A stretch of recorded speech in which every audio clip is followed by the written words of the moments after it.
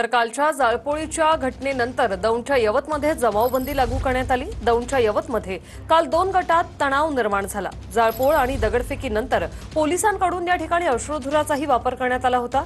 छत्रपती शिवाजी महाराजांच्या पुतळ्याचा अवमान केला गेला।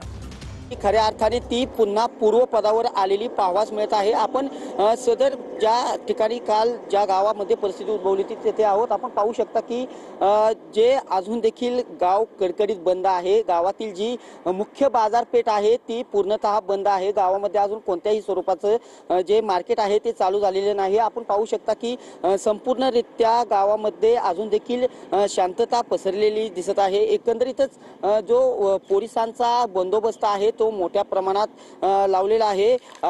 काल जे कोल्हापूर आणि पुणे परिक्षेत्राचे महानिरीक्षक आहे सुनील फुलारी यांनी काल पत्रकार परिषद घेतली होती आणि सदर परिस्थितीची जी माहिती दिली होती। कारण मोठ्या प्रमाणात जे यवतमध्ये 2 समाज घटकांमध्ये तेढ निर्माण झाला होता। त्यानंतर काही गाड्यांची तोडफोड असेल किंवा जाळपोळ असेल, तसेच ज्या काही बिल्डिंगच्या काचा देखील फोडल्या होत्या, काही गाड्यांच्या काचा देखील फोडल्या होत्या। सदर परिस्थितीची माहिती घेण्यासाठी राज्याचे उपमुख्यमंत्री काल दाखल झाले होते। त्यांनी अधिकाऱ्यांकडून योग्य ती माहिती घेतली आणि सूचना देखील दिल्या होत्या। परंतु सद्यस्थितीत आपण ज्या ठिकाणी काल ही परिस्थिती घडली होती तेथे आहोत।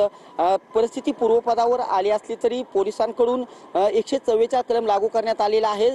जमावबंदी करण्यात आलेली आहे। एकंदरीतच नागरिकांना एकत्र न येण्याचं आवाहन करण्यात आलेले